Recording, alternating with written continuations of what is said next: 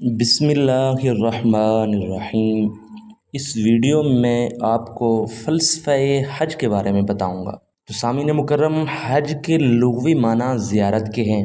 شریعت کی اصطلاح میں حج سے مراد وہ جامع عبادت ہے جس میں مسلمان بیت اللہ پہنچ کر یعنی خانہ کعبہ پہنچ کر خصوصی اعمال اور عبادت کرتے ہیں۔ باقاعدہ سلسلہ حج کا آغاز رسول اکرم صلی اللہ تعالیٰ علیہ وآلہ وسلم کی نبوت سے کوئی 3000 سال قبل ہوا۔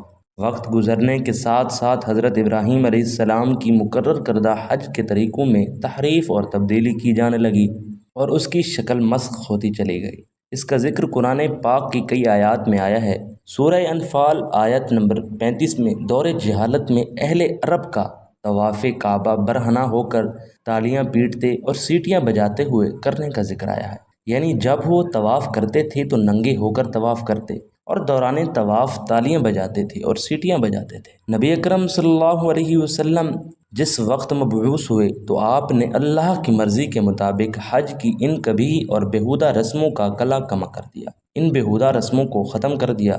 حج میں دینی اور دنیاوی بے شمار فوائد ہیں۔ حج کے انہی فائدے کو قرآن پاک میں سورہ حج آیت نمبر 18 میں ارشاد فرمایا گیا ہے۔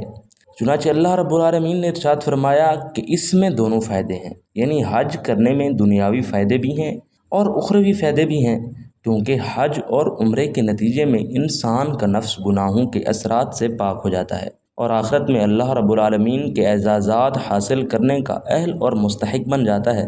سورہ بقرہ کی آیات نمبر 192 تا 200 میں مناسک حج بیان ہوئے ہیں۔ مناسک حج کا فلسفہ قرآن حکیم کی ان آیات کریمہ سے جھلکتا ہوا نظر آتا ہے۔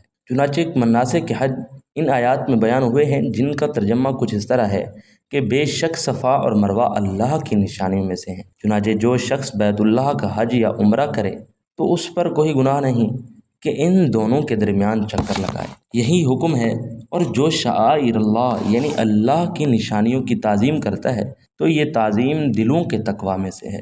شعائر اللہ کی تعظیم اور ان کا ادب کا اللہ کی نظر میں اتنا مقام ہے کہ اللہ رب العالمین نے اسے دلوں کے تقویٰ سے تعبیر کیا ہے، ورنہ پہاڑ، پتھر اور قربانی کے جانوروں کی حیثیت عام چیزوں جیسی ہے، لیکن اللہ کے محبوب اور مقبول بندوں کی نسبت سے کہ جب ان پتھر، پہاڑ اور قربانی کے جانوروں کی نسبت اللہ کے محبوب اور مقبول بندوں سے ہوئی تو اس نسبت کی بنا پر ان کی تعظیم و ادب اتنی بڑی عبادت بن گئی کہ اللہ رب العالمین نے اسے دلوں کے تقویٰ سے تعبیر کیا ہے اور مناسک کے حج کا جز بھی بنا دیا ہے۔ اگر آپ کو ویڈیو اچھی لگی ہو تو ویڈیو کو لائک بھی کیجیے اور شیئر بھی کر دیجیے گا۔